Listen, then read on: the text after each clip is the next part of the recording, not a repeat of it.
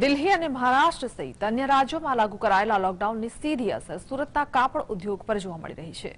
દર વર્ષે માર્ચ એપ્રિલમાં લગ્ન સિઝન, રમઝાન, સ્કૂલોમાં યુનિફોર્મનું વેચાણ સહિતના પ્રસંગો પર સુરતના ટેક્સટાઇલ ઉદ્યોગનો અંદાજે 6000 કરોડનો વેપાર થતો હોય છે, પરંતુ ચાલુ વર્ષે વિવિધ રાજ્યોમાં લોકડાઉનના કારણે આ વેપાર ફક્ત 20% જેટલો રહી ગયો છે। લોકડાઉનના પગલે સુરતથી બહારગામ જતા કાપડના પાર્સલોનો પણ ભારે ખડકલો માર્કેટ વિસ્તારમાં જોવા મળી રહ્યો છે। કોરોનાની બીજી લહેરના કારણે રિંગ રોડ વિસ્તારમાં આવેલી 175 જેટલી ટેક્સટાઇલ માર્કેટની ફરી એક વખત કમર તૂટી ગઈ છે। જે માર્કેટ વિસ્તારમાં પ્રતિ દિવસ હજારો લોકોનો ભારે ધસારો જોવા મળતો હતો, ત્યાં હાલ ગણ્યા ગાંઠિયા લોકો જ જોવા મળી રહ્યા છે। સુરતમાં પણ કોરોનાનું સંક્રમણ વધતા ટેક્સટાઇલ ઉદ્યોગ તરફથી એક સપ્તાહના લોકડાઉનની માંગ કરવામાં આવી છે। સુરતમાં કોરોનાના કહેરના પગલે રિંગ રોડનો ટેક્સટાઇલ ઉદ્યોગ પર પણ માઠી અસર હાલ જોવા મળી રહી છે, જેના પગલે જ્યાં રિંગ રોડ વિસ્તારમાં જે કાપડ માર્કેટો આવેલી છે કે જ્યાં પ્રતિ દિવસ લોકોનો ભારે ઘસારો જોવા મળતો હોય છે, તે અહીં વિસ્તારની અંદર માત્ર જે લોકોની સંખ્યા છે તે ખૂબ જ મર્યાદિત જોવા મળી રહી છે, કારણ કે અહીં હજારોની સંખ્યામાં પ્રતિ દિવસ જે ભારે ઘસારો રહેતો હતો, પરંતુ જે પ્રકારની સ્થિતિ હાલ ઊભી થઈ છે, એક તરફ દિલ્હી અને મહારાષ્ટ્રમાં લોકડાઉન લાગુ કરી દેવામાં આવ્યું છે અને તેના કારણે પણ જે દિલ્હી અને મહારાષ્ટ્રમાં સુરતથી જે પાર્સલો જતા હતા તે હાલ અટકી પડ્યા છે।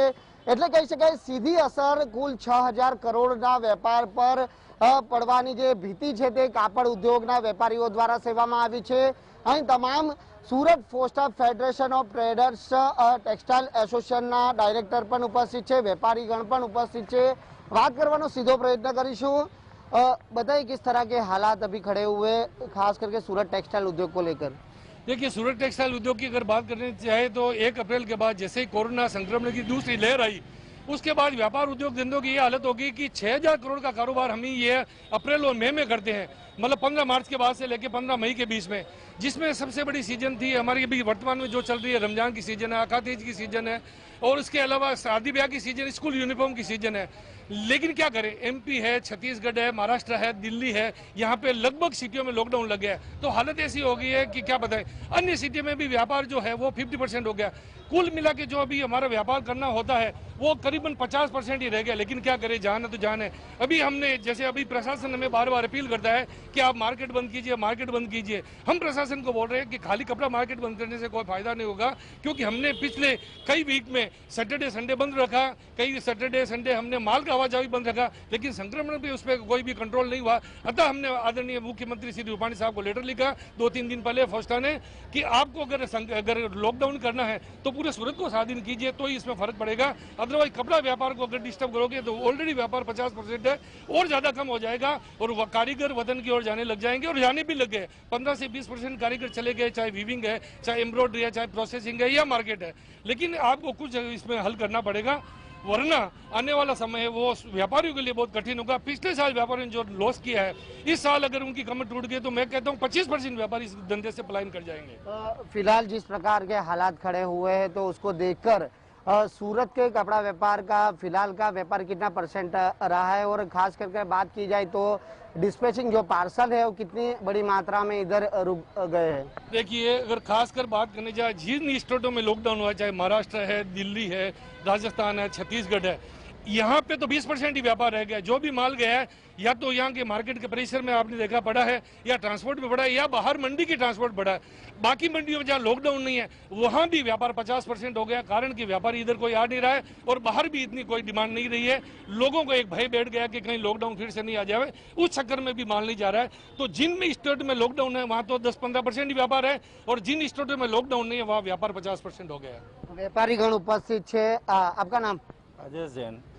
जी बताइए, एक व्यापारी के हिसाब से किस तरह आप सिचुएशन फिलहाल सूरत की देख रहे हो, और ऑर्डर किस तरह के मिल रहे हैं कि माल भी जा रहा है कि नहीं आ रहा है?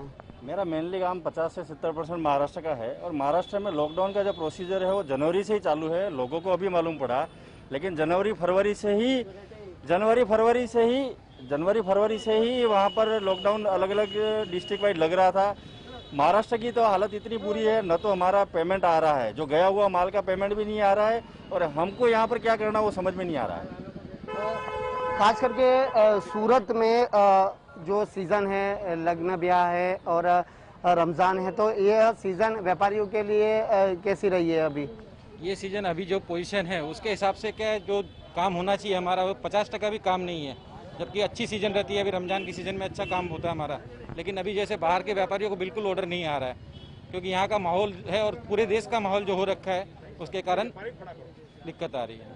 જી, આપને એ દ્રશ્ય બતાવવાનો પ્રયત્ન કરીશું કે સુરતમાં જ્યાં ખાસ આ જે પાર્સલો છે તે પાર્સલો પણ ક્યાંક ને ક્યાંક અટકી પડ્યા છે, જેના કારણે પાર્સલોનો અહીં ખડકલો જોવા મળી રહ્યો છે, કારણ કે અલગ અલગ રાજ્યોની અંદર કોરોનાની વર્તમાન સ્થિતિના પગલે જે લોકડાઉન છે તે જાહેર કરી દેવામાં આવ્યું છે, જેના કારણે ના તો ત્યાંના વેપારીઓ સુરત આવી રહ્યા છે, ના તો સુરતના વેપારીઓ ત્યાં ઓર્ડર લેવા જઈ રહ્યા છે, એટલે સીધી અસર સુરતના કપડા ઉદ્યોગના 6000 કરોડ જેટલો જે વેપાર છે તેના પર પડવાની ભીતિ છે તે વ્યક્ત કરવામાં આવી છે। જે પ્રકારે પોસ્ટર દ્વારા મુખ્યમંત્રીને પત્ર લખી અને સ્વૈચ્છિકપણે એક અઠવાડિયાનું લોકડાઉન લાગુ કરવામાં આવે તેવી માંગણી પણ કરવામાં આવી છે, પરંતુ તે અંગેની કોઈ હાલ વિચારણા કરવામાં આવી નથી। પરંતુ ચોક્કસથી જો સ્થિતિ નહીં સુધરે તો સુરતના ટેક્સટાઇલ ઉદ્યોગની જે કમર છે તે ભાંગી પડવાની પૂરેપૂરી શક્યતા હાલ દેખાઈ રહી છે।